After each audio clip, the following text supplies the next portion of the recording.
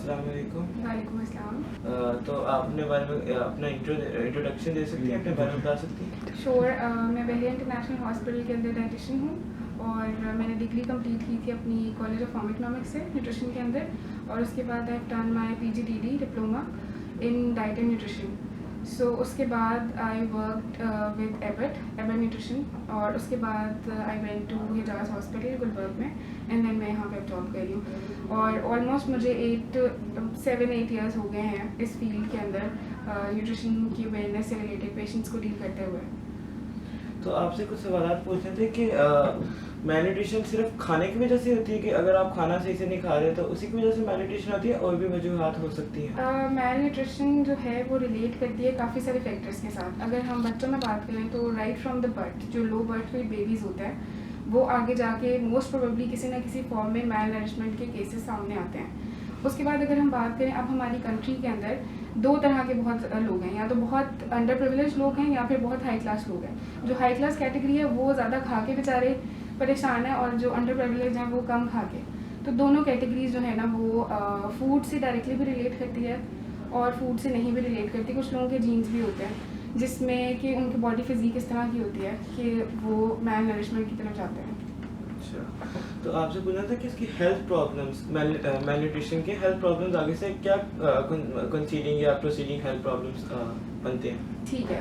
उसमें सबसे पहले तो ये है कि जो हेल्थ प्रॉब्लम्स की अगर हम बात करें, सबसे पहले तो इन बच्चों में इम्यूनिटी बहुत कम होती है, बहुत जल्दी बीमार होते हैं, बहुत जल्दी फ्लू होता है, बहुत जल्दी बुखार होता है। जो भी कोई वायरल या सीजनल बीमारी चल रही है उस वक्त सबसे पहले इन बच्चों को कैच करती है। दैट मीन्स कि उनकी इम्यूनिटी बहुत इफेक्टेड है। वुंड हीलिंग बहुत डिलेड होती है कि कोई भी जख्म है वो बहुत टाइम के बाद जाके हील होता है। उसके बाद लोग वेट, हमेशा से इनका वेट जो है ना वेट रिलेटेड इश्यूज रहेंगे, या तो बहुत ज़्यादा होगा ओबीस या ओवरवेट की तरफ जाएंगे, या फिर अंडरवेट की तरफ रहते हैं ये लोग। और उसके अलावा अगर हम बात करें फर्दर हेल्थ, जो ओबेसिटी और ओवरवेट के साथ रिलेट करती हैं चीज़ें, उसमें आ जाता है हेल्थ प्रॉब्लम्स, जिसमें टाइप 2 डायबिटीज़ आ जाती है, जिसकी केसेस पाकिस्तान के अंदर भी अब बहुत रैपिडली इंक्रीज़ कर रहे हैं, और उसका मेन रीज़न यही है मैल नरिशमेंट।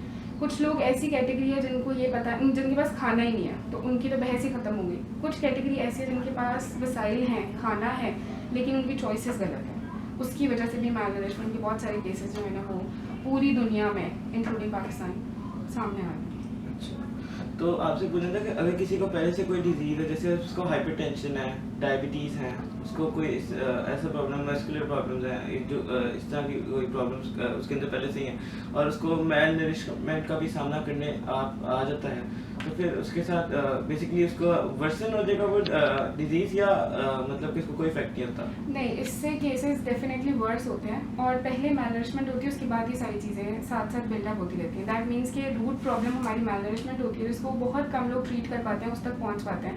हम हमेशा ब्रांचेस को ट्रीट कर रहे होते हैं, जैसे आपने बताया कि डायबिटीज़ वगैरह, हाइपरटेंशन, CVDs आ जाती हैं हमारे पास, और उसकी इम्यूनिटी के जितने भी इश्यूज होते हैं वो सारों को ट्रीट करते रहते हैं डॉक्टर्स, लेकिन वो ये जाके नहीं देखते रूट प्रॉब्लम में, कॉज में, कि एक्चुअली में malnourishment is the only problem. अगर उसको ट्रीट कर लें तो काफ़ी हद तक हम आगे जाके चीज़ों को ट्रीट करना बहुत आसान होता है।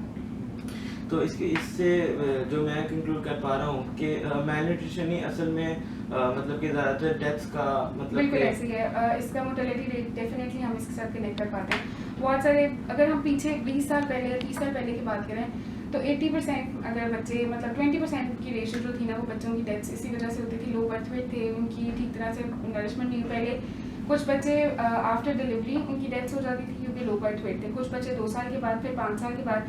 बहुत सारे फैक्टर्स, जैसे कि वैक्सीनेशन, पेरेंट्स के पास इंफॉर्मेशन अवेयरनेस नहीं है, बच्चों की वीनिंग कब स्टार्ट करनी है, ये हमारे यहाँ पे अंडर प्रिविलेज लोगों को अभी तक इस चीज़ की अवेयरनेस नहीं है कि बच्चों की वीनिंग कब स्टार्ट करनी है। तो पहले तो बच्चा ठीक होता है, उसका वेट भी ठीक होता है, जब तक वो फीड के ऊपर, ब्रेस्ट मिल्क पे या बॉटल फीड पे होता है तब तक तो वो ठीक रहता है। लेकिन जैसे ही वीनिंग का टाइम स्टार्ट होता है आफ्टर 6 मंथ्स या आफ्टर 4 मंथ्स, तो वो मदर्स को इतनी अवेयरनेस नहीं है कि